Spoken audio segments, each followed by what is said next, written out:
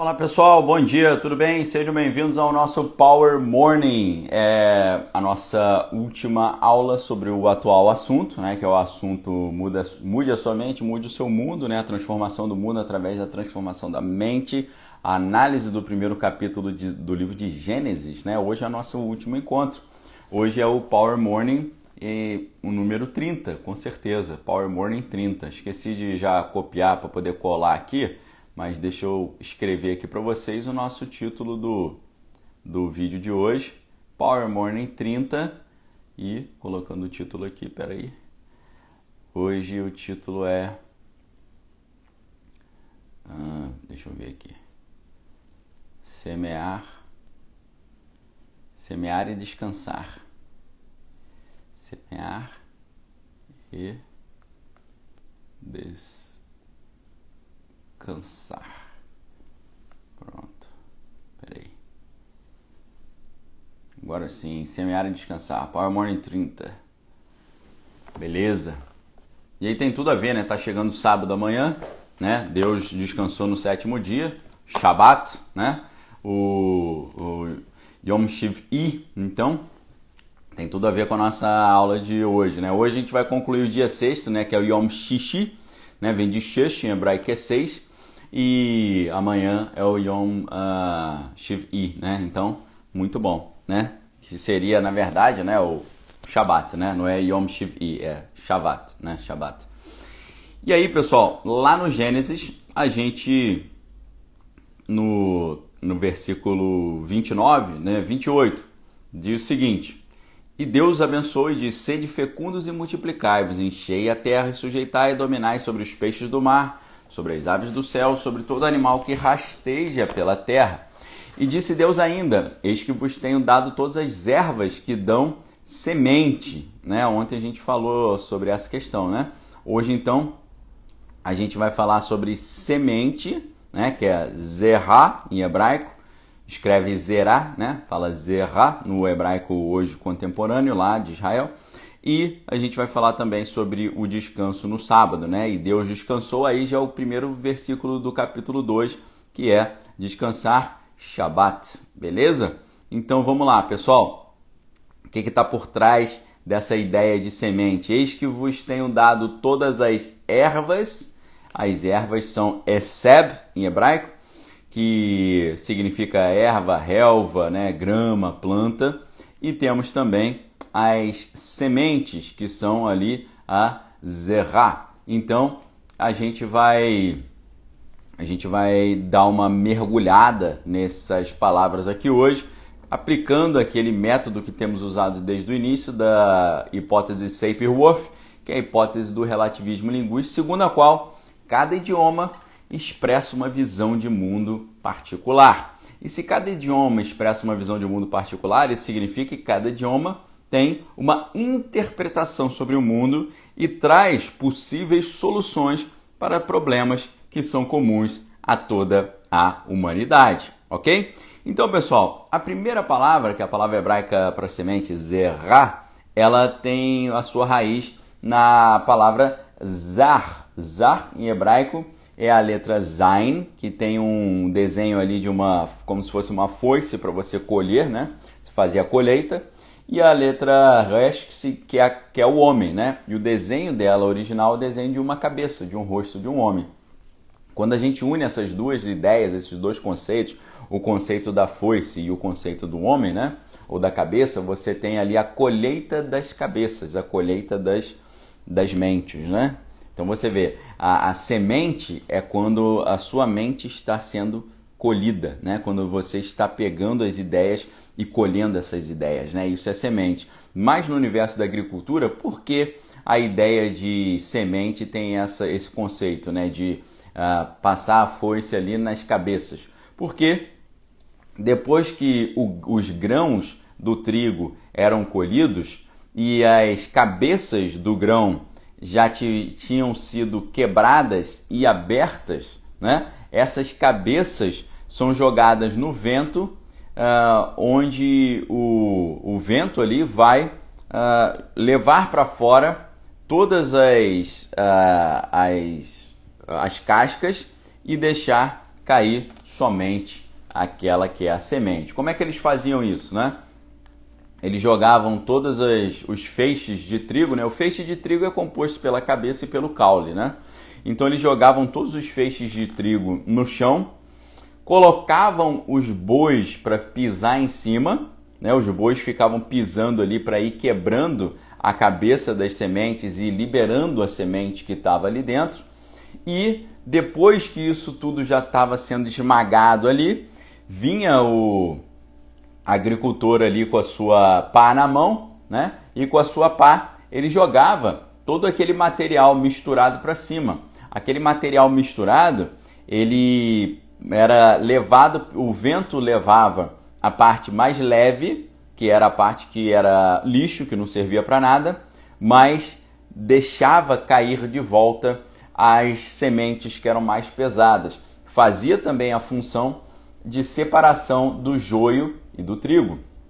Ali eles conseguiam separar o joio do trigo, porque o joio ele é um falso trigo, né? O joio é um trigo oco, ele não tem nada dentro, por isso ele é mais leve. Então, quando eles pegavam tudo misturado, palha, joio, trigo, tudo junto, sementes, jogava tudo para o alto na eira. Isso é a eira, né? A eira geralmente ela é localizada no alto dos montes, e no alto dos montes ali venta mais, e aí eles faziam todo esse processo no alto dos montes, porque é onde tinha mais vento, jogava aquilo tudo para o alto com a pá, e o vento passava, levava a palha, levava o joio, levava tudo que não prestava, que era leve, e fazia cair de volta as sementes mais pesadas. Então, a ideia de semente em hebraico, zerá, vem dessa palavra hebraica zar, que significa espalhar, né? Você abrir, você disseminar, né? É essa ideia que significa a ideia de semente. E todo esse processo da agricultura, ele tem tudo a ver com uma questão espiritual. Por quê? Se você olha o Novo Testamento, Jesus vai falar que ele já estava com a pá na mão, preparado para limpar a sua eira, né? Já estava ali preparado para fazer a limpeza. Deixa eu encontrar esse versículo aqui pra gente, rapidamente aqui. Obrigado a todos aí que estão conosco, uma honra poder contar com a sua presença aí, a Sueli, a Vera, Anderson, muito obrigado, tá? Pela presença de todos vocês. Mateus 3,12, ok? Mateus 3,12. Na verdade, quem dá esse testemunho é João Batista, né? João Batista diz o seguinte, Mateus 3, 11 e 12. Eu vos batizo com água para arrependimento, mas aquele que vem depois de mim é mais poderoso do que eu, cujas sandálias não sou digno de levar. Ele vos batizará com o Espírito Santo e com fogo. A sua pá ele a tem na mão, ele limpará completamente a sua eira e recolherá o seu trigo no celeiro, mas queimará a palha em fogo inextinguível. Tá certo? Queimará a palha em fogo inextinguível. Esse vocabulário, para eles, era muito claro, né? Eles sabiam o que era uma pá e o que era limpar uma eira, né? O que significava limpar a sua eira, separar o trigo da palha, né? Ou o joio do trigo. Isso era muito claro para vocês. Para eles daquela época. Para a gente hoje, às vezes, a gente não tem noção do que é uma eira e como é que faz essa separação. Então, essa separação é feita quando eles pegam a colheita, colocam toda a colheita no chão, depois a colheita no chão, o boi vem e esmaga, fica pisando ali em tudo aquilo para esmagar as sementes e liberar, esmagar as cabeças ali, liberar as sementes de trigo que estão ali dentro. E aí fica tudo misturado, tudo amassado e misturado. Então a primeira ideia fundamental, se você acompanha o Power Morning desde o início, eu pergunto para você, quem é o touro que esmaga as sementes junto com a palha, né? Que faz esse esmagamento? Quem é esse boi? Quem é esse touro que faz isso? Obviamente é o próprio Deus. O próprio Deus vem e esmaga, ele faz o esmagamento, ele vai amassando o povo para que o povo libere a sua semente, foi exatamente assim também que Cristo liberou o seu óleo da unção. Cristo foi confrontado lá no Getsemane, né? E Gat, em hebraico ali, é o Gat Shemene, é o lugar onde é a prensa da azeitona, ou a prensa do azeite. O Getsemane era exatamente o lugar onde eles esmagavam as azeitonas para liberar da azeitona o óleo do azeite, né? O azeite ali azeite de oliva. Então Jesus ele se deixou ser esmagado ali para dar esse ensinamento, mostrando que o cristão só libera a sua verdadeira unção quando ele é esmagado, quando ele é amassado por Deus. E você vê isso muito claramente lá no capítulo 3 de Deuteronômio, Deus falando: eu vos deixei passar fome e vos humilhei, para descobrir o que havia em vosso coração e para vos ensinar que nem só de pão vive o homem, mas de toda a palavra que sai da boca de Deus, ok? O que Deus está falando? Deus está falando: eu sou o touro que pego todas as sementes da colheita e a palha, tudo junto, e o joio, e eu esmago. E eu estou esmagando vocês, né? E eu estou pisando em cima. Por isso que Deus está falando: eu deixei passar fome, eu vos humilhei, para descobrir o que havia em vosso coração, ou seja, para encontrar o interior. Quando o touro pisa nessas sementes, é para quebrar a cabeça da semente e ver o que está dentro. Ver se a cabeça do trigo tem semente dentro. Se não tiver, era joio, era o falso trigo. Então é isso que Deus faz conosco ali, para fazer a nossa semente aparecer, para fazer a nossa semente brotar. Muitas pessoas, quando são amassadas, o que elas fazem? Solta logo um PQP, um palavrão e sai soltando um monte de ofensa para tudo quanto é lado. A maioria das pessoas faz isso quando é amassada, quando é esmagada, quando é confrontada. O que ela faz? Ela mostra o seu verdadeiro eu. Ela mostra o que há verdadeiramente no seu coração. Quando ela é contrariada, quando ela é confrontada, quando ela é humilhada, quando ela é desrespeitada, é o quê? É o esmagamento acontecendo. E quando o esmagamento acontece, Deus vai ver se tem dentro de você nada, o oco do joio, ou se tem a semente do trigo. É na hora do esmagamento que brota o óleo da unção e é na hora do esmagamento que brota a verdadeira semente. Então, preste muita atenção quando você estiver sendo confrontado, esmagado, humilhado, porque Deus falou: eu vos deixei passar fome, eu vos humilhei, ou seja, esmaguei vocês, quebrei vocês, para ver se dentro tinha semente, para descobrir o que havia em vosso coração e para vos ensinar que nem só de pão vive o homem, mas de toda a palavra que sai da boca de Deus, ok? Isso aqui é um processo, por isso que eu digo para vocês, pessoal, prestem muita atenção nisso. Ao contrário de muitos dos estudiosos dos idiomas originais da Bíblia, do grego, do hebraico, piriri pororó, ao contrário dessa galera, eu só faço esse movimento de desvendar o original para a gente ir para a simplicidade. Vocês vejam que nós estamos estudando a ideia de semente aqui, estudando a agricultura da época. E eu digo sempre, se você entende o básico de agricultura, se você entende o básico de pecuária, se você entende o básico dessa vida, dependendo da natureza, dependendo do sol, dependendo da colheita, dependendo da chuva, se você entende essa dinâmica, você entende a Bíblia inteira. Porque todas as metáforas da Bíblia, elas, não todas, mas estatisticamente uma enorme parte das metáforas da Bíblia, dos conceitos por trás do idioma hebraico, do alfabeto hebraico, a maioria dessas simbologias está relacionada à agricultura e à pecuária. Então eu vou ao hebraico para a gente ir para a pecuária. Você veja quanto tempo a gente falou de boi, de junta de boi, de carreta de boi, de como é que funciona a questão da junta do boi, o que significa o fardo, aquela madeira que une os dois bois. Estamos falando de pecuária. E hoje a gente está falando o quê? De semente, de eira, de vento, de separar a palha do trigo, do joio do trigo e por aí vai. Estamos falando de agricultura. Então eu amo isso porque simplifica.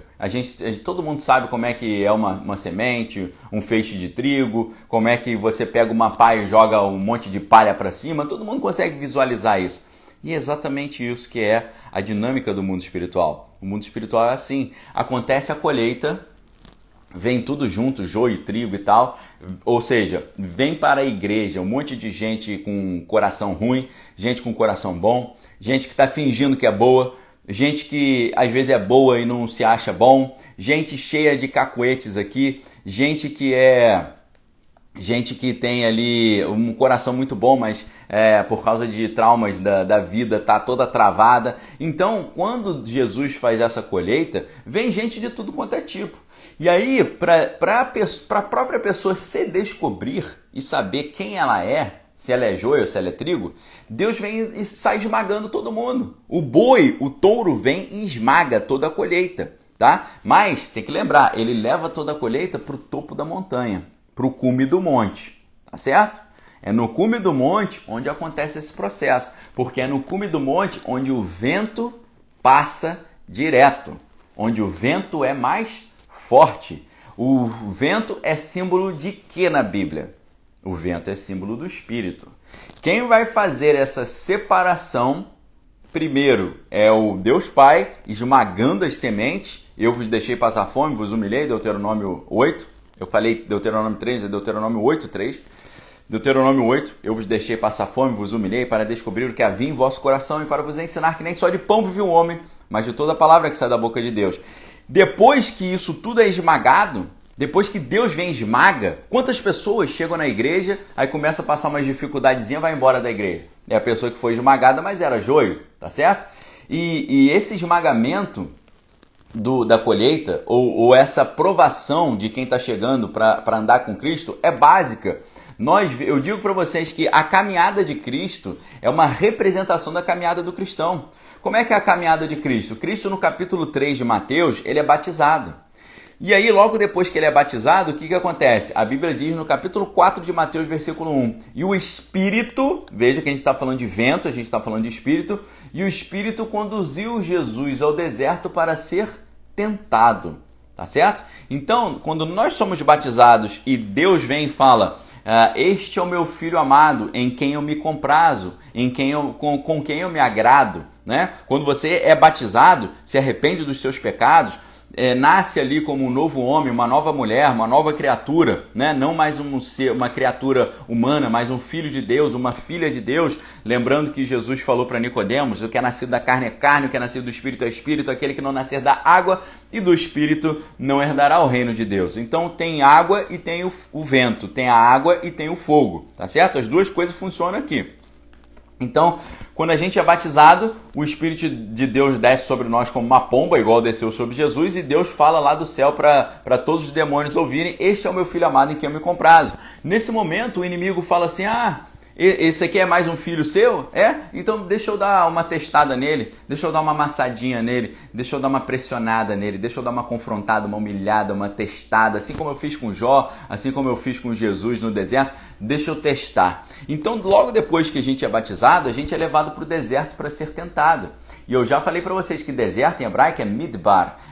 Midbar tem a ver com debir, que é santuário, tem a ver com davar, que é a palavra, tem a ver com debir, que é o santuário, davar é a palavra, e também com a ideia de ordem, né? De dar uma ordem, né? De daber, que é falar, né? Davar é a palavra e ledaber, ou daber, é falar. Então, o deserto é o santuário de Deus, onde ele coloca a nossa vida em ordem, falando conosco, né? Então, a gente concluiu que o deserto, Midbar, é o santuário Debir, onde Deus fala conosco, Ledaber, através de ordens e palavras, Davar, ou seja, é a oficina mecânica de Deus onde ele conserta a nossa vida, tá? Então, quando nós entregamos a nossa vida a Cristo como nosso único e suficiente, exclusivo Salvador, nós somos batizados, depois tentados. Mas a tentação serve para quê? Para consertar a nossa vida, para alinhar a nossa vida com a visão de Deus, para a gente descobrir que nem só de pão vive o homem, mas toda palavra que sai da boca de Deus, para a gente aprender a buscar primeiro o reino de Deus, a sua justiça e as demais coisas serem acrescentadas, para a gente aprender que se nós andarmos com Cristo, nós temos acesso a Deus, porque Cristo é o caminho, a verdade e a vida, ok? Então, pessoal, o que acontece? Quando Deus faz a colheita, lembrando em João 15 que Jesus falou, não foram vocês que me escolheram, eu que escolhi vocês, tá certo? João 15, Jesus é claro quando ele diz isso, não foram vocês que me escolheram, eu que escolhi vocês. O que ele faz? Jesus ele pega um monte de peixe. Jesus, como pescador de homens e de mulheres, ele trai muitas pessoas. Mas aí quando ele traz essa colheita, ele esmaga. Vem o touro, que é Deus Pai, vem passando, pisando em cima, esmagando tudo, fazendo o que o Deuteronômio 8:3 faz. E aí depois que está tudo esmagado, ele vai ver. Quando você foi esmagado, o que você fez? Ah, esse negócio de igreja é mal furada, esse negócio de andar com Deus é mal furado, minha vida estava toda certinha, agora eu estou passando dificuldade. Quantas vezes eu vi isso? Eu vi pessoas que vinham lá de cultos aí obscuros, para não dizer outra coisa, né? Que faziam coisas, esses cultos que fazem coisas assim estranhíssimas, né? Coisas inimagináveis, né? De estranhas. E aí chegaram na igreja, passaram ali alguns meses na igreja, aí o marido chegou e falou: pessoal, quero agradecer, que foi muito bom esse tempo com vocês, mas desde que a gente veio para a igreja, eu perdi meu emprego, bati com meu carro, a vida está muito difícil, a gente vai voltar lá para os cultos obscuros. Aí eu falei, aí ó, Deus esmagou, amassou e não entenderam esse momento de amaciar, não entenderam. Foram esmagados, gritaram, falaram: tô fora, não quero mais saber disso. Não foi isso que aconteceu no deserto? O pessoal ali no deserto, na oficina mecânica de Deus, sendo esmagado, sendo provado, sendo testado, sendo depurado, sendo purificado através do vento do Espírito, do fogo do Espírito Santo. O que eles falaram? Ai, que saudade do Egito, ai, que saudade. As cebolinhas, o alho, né? As alfaces egípcias. Era tão bom aquela vida no Egito. O que Jesus fala? Aquele que vem após mim e olha para trás não é digno de me seguir. Eles estavam com saudade da Beit Avadim, da casa da servidão. Ficaram ali anos. Deus nos livra, Senhor, nos livra dessa vida horrível aqui no Egito, nos livra. Aí Deus veio e livrou. E sabe o que aconteceu depois que livrou? Eles falaram: ai, mas era tão mais legal lá no Egito. O que aconteceu? Deus esmagou e descobriu que no coração da maioria das pessoas, o que tinha? Nada. Era oco.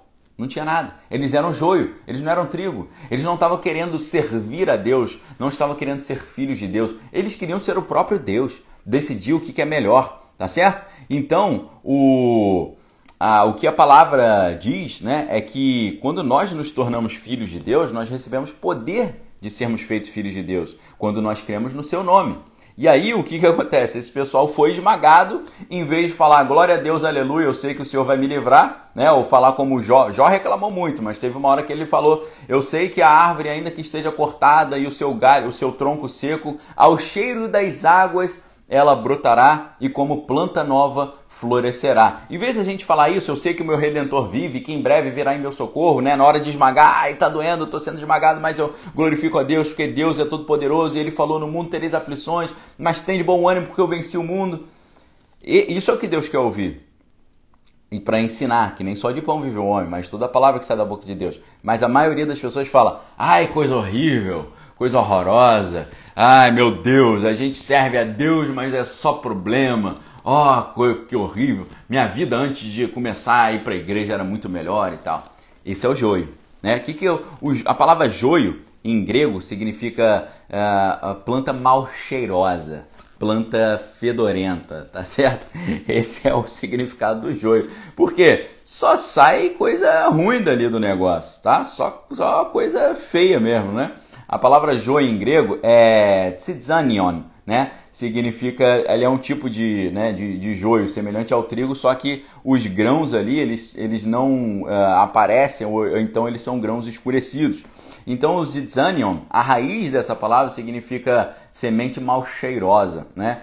O perfume de Cristo é quando você exala a coisa agradável. As pessoas sentem o perfume de Cristo em você e querem estar perto. Agora, tem aquele que é o joio. O joio, o cara só fala coisa ruim, um clima ruim, um clima de velório, clima de morte, e é como se fosse uma pessoa que está com cheiro ruim, ou uma coisa que tem um cheiro ruim. Você não quer ficar perto. Você sai de perto e fala: meu Deus, é muito ruim ficar perto de você. Já quem tem o aroma de Cristo, o perfume de Cristo, você quer estar perto, fala: cheiro agradável, ambiente agradável, conversa edificante, conversa amorosa, conversa calorosa. Então é isso que acontece na semente. Deus quer saber qual é a sua semente, em que situação está a sua semente. Ele pega toda a colheita, leva para o monte, lá em cima na eira, porque na eira tem um vento, na eira tem o Espírito que faz a separação, o Espírito que faz a diferença. Por quê? Espírito é vento, mas Espírito é fogo. O que o fogo faz? O fogo purifica. Como é que é uma das palavras para fogo em grego? Pir, né? Pir dá origem a puro, dá origem a purificar. O que significa puro? Purificar. Puro é o que foi passado pelo fogo. Purificar é passar pelo fogo.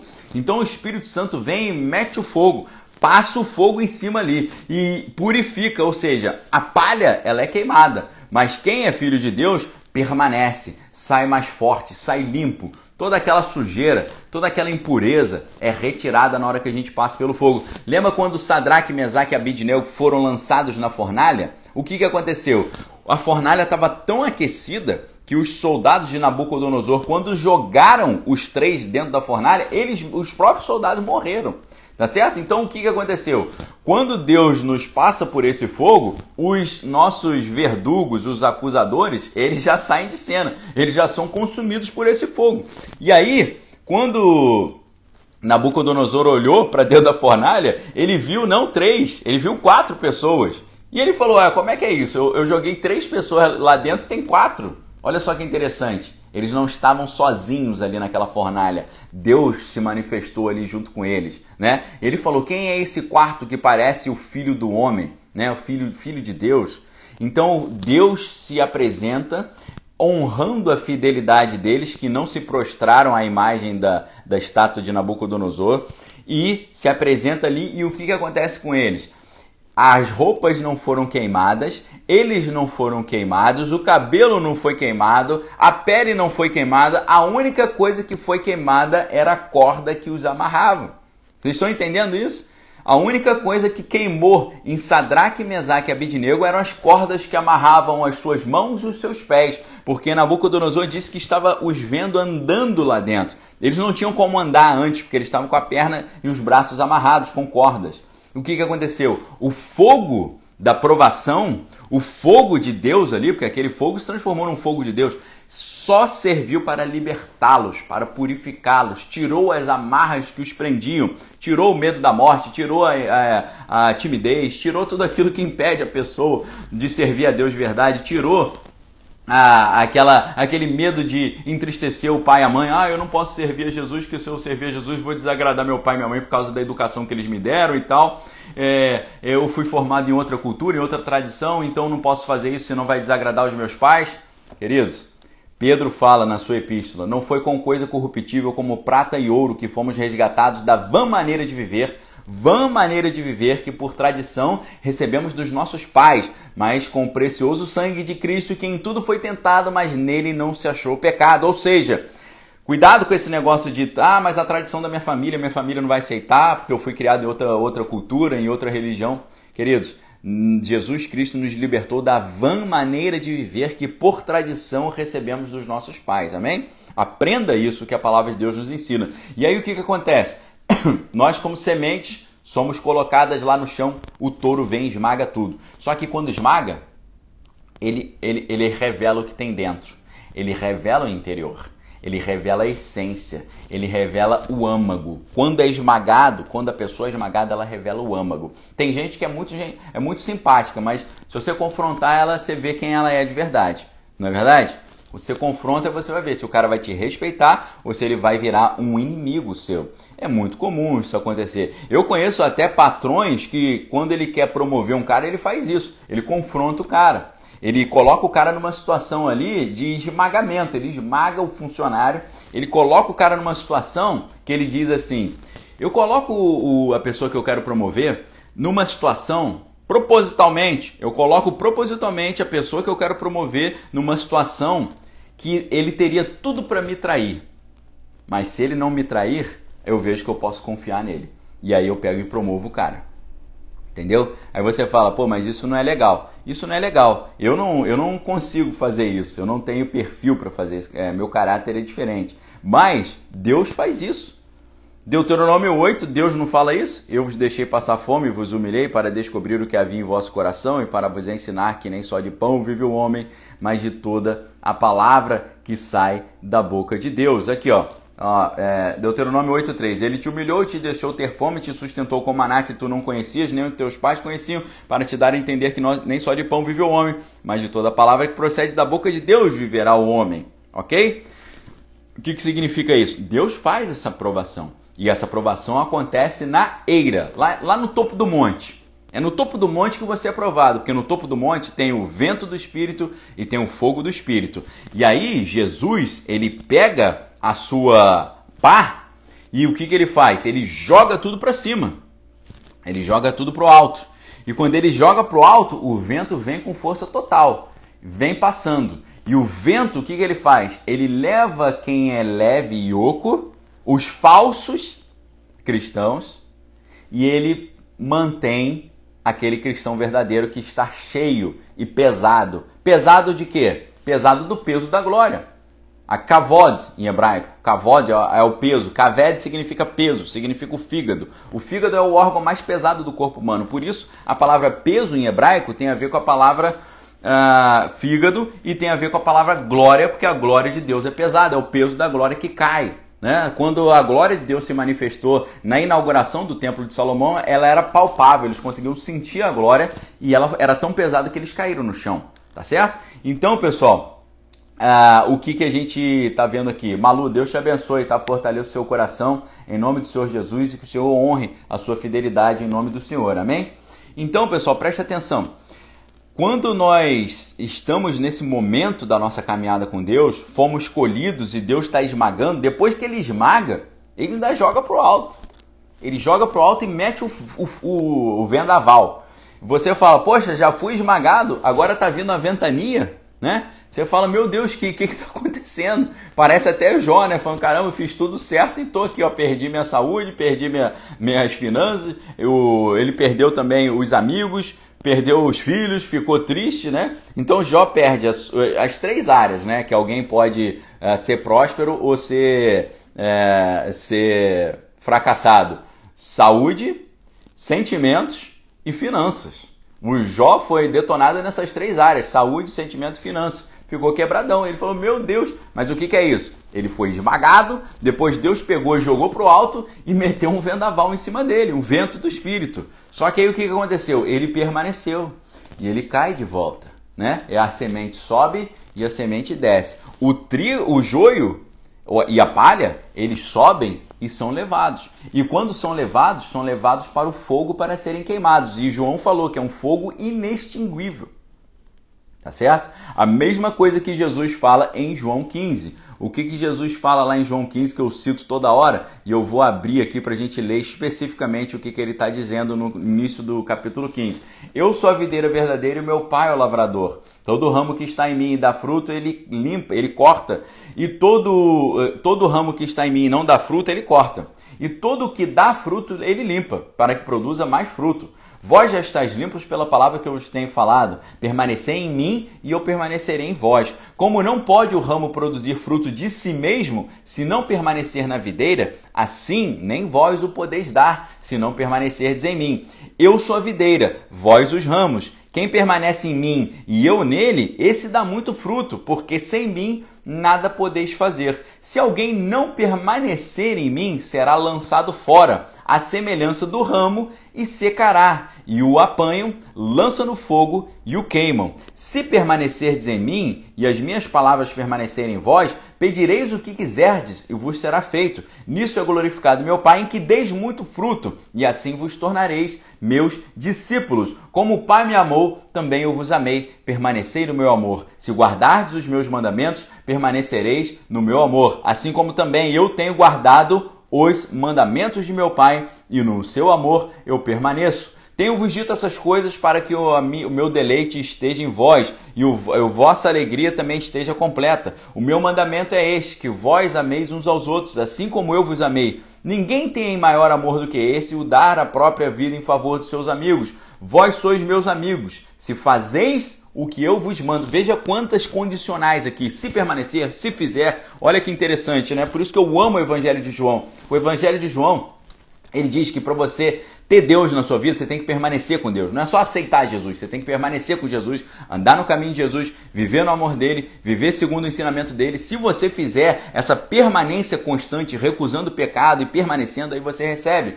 Já não vos chamo de servos, porque o servo não sabe o que faz o seu Senhor, mas tenho-vos chamado de amigos, porque tudo quanto ouvi do meu Pai vos tenho dado a conhecer. Não fostes vós que me escolhestes a mim, pelo contrário, eu vos escolhi a vós outros e vos designei para que vades e deis frutos e o vosso fruto permaneça, a fim de que tudo quanto pedis ao Pai em meu nome, ele vos conceda. Amém, queridos? Estão vendo aqui Jesus está olhando para os seus servos, olhando para nós e comparando com galhos numa árvore, comparando com esses galhos que dão fruto ou não. Quando o galho não dá fruto, o que ele diz? É cortado e lançado fora, e alguém vem e recolhe e depois é lançado no fogo para ser queimado.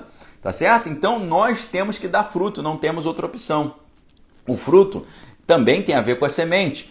Jesus leva toda a sua colheita para a eira, no topo da montanha, esmaga aquilo tudo com um boi, que é Deus ali nos amassando, depois vem com a pá, joga tudo para o alto, o vento de Deus vem e faz um vendaval. Se você estiver firme com Deus, o vendaval não te derruba. Se a tua casa estiver calcada sobre a rocha, a sua casa fica firme. O homem prudente edificou a sua casa sobre a rocha, vindo sobre ela o vento, o vendaval, ela ficou firme e permaneceu. Agora, a casa que foi edificada sobre a areia, vindo sobre ela o vento, logo ela desmorona. Então, se a sua casa realmente está edificada na rocha, quando Jesus nos joga para o alto, nos esmaga e manda o vendaval, a gente sobe e a gente desce porque estamos firmes. Temos o peso da glória, temos o peso da presença de Deus. Não somos pessoas vazias, mas somos alguém onde o Espírito Santo fez morada. Basta você ver o que Jesus fala sobre a situação de expulsão dos demônios. O que Jesus fala? Quando o espírito imundo sai de um homem, ele vai para lugares desérticos, né? Lugares sem água. O que é lugares sem água, né? A palavra grega é lugares anidro, sem hidro, sem água. Lugares sem água é lugar onde não tem a palavra de Deus, não tem a presença de Deus. O demônio vai para lugares onde não há a presença de Deus, porque foi a presença de Deus que o fez sair de dentro da pessoa. Então Jesus fala, quando o espírito imundo sai de um homem, ele vai para lugares áridos e fica um tempo ali, porém, não encontrando repouso, ele volta para sua antiga casa. E se ele encontra sua antiga casa adornada, porém vazia, ele vai e chama outros 7 espíritos piores do que ele, e o segundo estado da pessoa é pior do que o primeiro. O que a gente aprende? A gente aprende um mundo de coisas, né? Só essa passagem de Cristo dá livros e livros e livros sobre entendimento sobre o que é a vida com Deus e a batalha espiritual. Mas um detalhe que eu quero ressaltar para vocês aqui hoje é o seguinte: o que Jesus está falando? Que se uma pessoa começa a andar com Deus, ela tem a sua vida transformada. Se ela tem a sua vida transformada, mas ela não permanece em Deus, Deus não faz morada nela. Jesus está falando aqui, eu vou permanecer em vocês se vocês permanecerem em mim. Se vocês não permanecerem em mim, eu vou embora. Então a pessoa fica com a vida arrumadinha, mas vazia, oca, sem Deus ali. E aí o demônio olha e fala, opa, a casa está arrumadinha, aquela antiga casa que eu morava. Obrigado, Deus, a casa está até arrumada. Mas a pessoa não te quis, né? Então vou chamar um monte de outros demônios piores do que eu para ir lá morar dentro daquela pessoa. Ou seja, essa pessoa vazia é o joio. Essa pessoa vazia é a palha. Essa pessoa vazia é a casca sem conteúdo. É a casca sem semente. É a casca que quando você quebra ela, você olha e você fala, poxa, propaganda enganosa. Vou chamar o Procon. Tem nada dentro. O cara é oco, a pessoa é vazia, a pessoa é uma terra seca. Quando a pessoa abre a boca, só fala coisa ruim. A pessoa diz que é cristã, mas só fala coisa negativa. Só tem o seu coração repleto ali de revolta, de inveja, de ciúme, de autocomiseração, de autopromoção, de orgulho, de vaidade, de uma cobiça insaciável. Que história é essa? Pessoa oca, tá na cara que é oca, a pessoa tem um cheiro ruim, é o joio que tem um fedor, né? Não é agradável ficar perto. O que a gente faz com essa pessoa? Pede para Deus ter misericórdia e encher essa pessoa, em nome de Jesus, amém? Doreto aí, Deus te abençoe pelo aniversário de casamento. Kênia, obrigado aí. Edivaldo, obrigado a todos. Estão entendendo a profundidade disso? A semente é aquela que passa pelo esmagamento, depois passa pelo pisoteio, depois passa pelo vento e desce plena, cheia da presença de Deus. É a pessoa que tem o coração cheio de Deus. O coração está cheio. Deus preenche toda a sua presença. Não só preenche, né? Davi fala, né, que quando ele tem seu momento ali de devocional com Deus, né? Ele enche o cálice e o cálice transborda, né? Não é isso que falam? Lá no Salmo 23:5, né? O que está escrito lá? Deixa eu ver aqui, ó. Preparas-me uma mesa na presença dos meus adversários, unge minha cabeça com óleo, o meu cálice transborda. O que significa o meu cálice transborda? Bondade e misericórdia certamente me seguirão todos os dias da minha vida, habitarei na casa do Senhor para todo sempre. O que significa isso do Salmo 23? Significa que Deus encheu Davi tanto que ele não apenas ficou cheio de Deus, ele começou a transbordar de Deus. Quando ele abria sua boca, saía o que estava sobrando, tá certo? Quando ele falava, a presença de Deus saía, porque ele não só estava cheio, ele estava transbordando, que é isso que acontece com todo mundo que mergulha em Deus. Você não consegue ficar quieto, você não consegue deixar de falar de Deus, você está sempre falando de Deus, porque o seu cálice está transbordando. A semente que Deus procura não é só uma semente que está ali quietinha, é uma semente que é superabundante. É o que a Bíblia fala sobre superabundante graça. Dei de volta você terá medida recalcada, sacudida e transbordante, generosamente vos darão, Lucas 6:38, se eu não estou enganado. Então é transbordar, tá certo? É isso que traz o nosso diferencial. E aí quando o vento, Deus nos joga para cima, passa o vento e o joio todo é jogado fora, a palha, e aí você estava cheio de Deus, você sobe e desce e volta ali para ser utilizado como alimento. Você se transforma numa semente, você como um trigo ali abençoado, você vai virar um pão, você vai virar um bolo. O que acontece? Eles vão te usar para produzir alimento. Você é alimento para o mundo. A Bíblia diz, o mundo anseia ardentemente pela revelação dos filhos de Deus, mas como eles crerão se não há quem pregue? Amém? Como o mundo vai crer se não há quem pregue? A seara é grande, poucos são os trabalhadores. Nós somos comida para o mundo, nós somos alimento de Deus para o mundo. Nós temos o maná para oferecer para o mundo, nós temos a palavra de Deus para mostrar para o povo que nem só de pão vive o homem, mas de toda a palavra que sai da boca de Deus. E nós somos emissários dessa palavra. A Bíblia diz que os cristãos são cartas vivas de Deus, ou seja, nós andamos aí pelo mundo anunciando a palavra e a pessoa olha para nós e é como se ela lesse a Bíblia no nosso comportamento. Quando a gente se assemelha a Cristo, sendo manso, sendo humilde, quando a gente perdoa, quando a gente exercita o perdão, a pessoa olha para a nossa vida e ela lê a Bíblia na nossa vida, no nosso comportamento, no nosso modo de falar, no nosso modo de ser, na nossa maneira de se comportar. Nós, como cristãos, se verdadeiramente temos a presença do Espírito Santo, se somos cheios de Deus,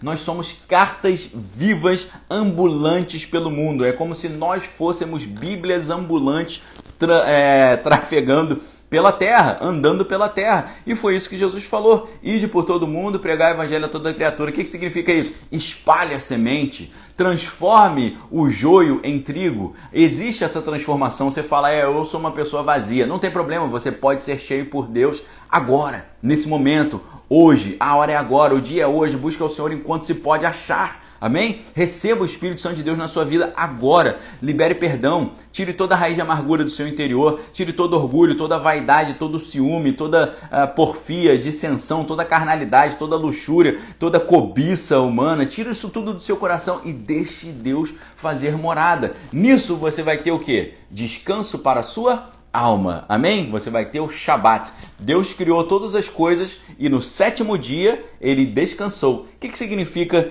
como é que é descansar em hebraico? Shabat. Como é que é sábado em hebraico? Shabat. Sábado significa descanso, é o dia que Deus descansa. É a hora que ele traz o conforto para a sua alma, é a hora que ele traz o refrigério, é a hora que Deus fala, servo bom e fiel, foste fiel no pouco, sobre o muito te colocarei, entra no descanso do seu Senhor. E é isso que acontece com quem deixa Deus fazer morada, aceita Cristo como seu único, exclusivo e suficiente Senhor e Salvador, preenche o seu coração, os seus anseios, os seus sonhos, o seu caráter, a sua personalidade, o corpo, a alma, o espírito, tudo preenchido pela presença de Deus, você transborda em Deus e nesse momento você descansa no Senhor, porque você sabe que mais do que tudo que pedimos e pensamos são as coisas que Ele tem guardadas para nós. Ele é o nosso Shabat, Ele é o nosso descanso, Ele é o nosso refrigério, Ele é o nosso bálsamo, Ele é a nossa chuva serôdia, a nossa chuva temporânea, Ele é a nossa provisão, Ele é aquele que nos dá provisão mental para nossa mente estar calcada em Deus e firme, protegida com o capacete da salvação, resistindo contra todos os dados inflamados do maligno. Ele nos dá também a provisão material para nós provermos a nossa casa, Ele nos dá também saúde física, saúde mental, vontade, de adorar a Deus, vontade de anunciar a palavra, de disseminar essas sementes do Evangelho. E quando nós vivemos nessa dinâmica do Espírito, nós descansamos em Deus, porque nós sabemos que, como está lá em João 3, o que é nascido de Deus não sabe de onde vem, nem para onde vai, mas é conduzido pelo vento do Espírito. Você descansa em Deus, porque você sabe que Deus conhece o que é melhor para você, porque apenas Ele pode nos dizer o que é bom, perfeito e agradável. Amém, queridos? A gente conclui esse estudo dizendo para você, seja uma semente, não seja não seja joio, não seja uma pessoa que tem cheiro ruim, tenha o perfume de Cristo, o aroma suave de Cristo, que as pessoas tenham atração para ficar perto de você, seja uma pessoa agradável, seja uma pessoa abençoada, seja uma pessoa positiva, seja uma pessoa otimista, seja uma pessoa que cultiva a fé. Escute a palavra de Deus, porque a fé vem pelo ouvir, o ouvir a palavra de Deus, amém? Então, se expõe a palavra, tenha o costume de consumir a palavra, como diz o Salmo, bem-aventurado o varão que não anda segundo o conselho de ímpios, nem se detém no caminho dos pecadores, nem se assenta na roda dos escarnecedores, mas tem o seu prazer na lei do Senhor e na sua lei medita de dia e de noite. Fazendo assim, será como uma árvore plantada junto a rio de águas, que dá fruto no tempo certo, cujas folhas não caem, e que tudo que fizer prosperará. Eu profetizo isso sobre a sua vida hoje, em nome de Jesus, concluindo esse nosso primeiro estudo. Mude a sua mente, mude o seu mundo, mude a sua mente, mude a sua vida. Deus te abençoe, que a graça do Senhor Jesus, o amor de Deus e as consolações do Espírito Santo estejam com cada um de vós, não só hoje, mas para todo sempre. Tenha uma sexta-feira abençoada, em nome de Jesus. Toda essa série de estudos está gravada aqui no Instagram, está gravada também no YouTube do canal Manual da Independência. Você pode assistir tudo com calma. 30 aulas sobre esse assunto para você transformar sua mente, transformar o seu mundo. Segunda-feira, se o Senhor assim o permitir, iniciamos um novo tema que é o maior administrador da história, sobre a história de José, filho de Jacó, que se tornou governador do Egito, ok? Um abraço para todos vocês, fiquem em paz, excelente sexta-feira, ótimo fim de semana, obrigado a todos. Agradeço a audiência, peço para você clicar aqui embaixo, compartilhar, dar um print, me marcar, vamos espalhar essa mensagem para que as sementes sejam disseminadas, transformando vidas, porque Deus é o verdadeiro instrumento de transformação do indivíduo e da sociedade. Se você quer um mundo melhor, a melhor maneira que você pode fazer para atingir esse mundo melhor é transformar a sua vida pela palavra de Deus e ser um instrumento para que outros também sejam transformados pela palavra. Jesus transforma o indivíduo, Jesus transforma a sociedade. Amém? Deus abençoe vocês, fiquem em paz, forte abraço, fiquem com Deus, um fim de semana abençoado. Espero vocês na segunda, às 7 da manhã, no nosso novo tema, ok? Obrigado a todos, valeu!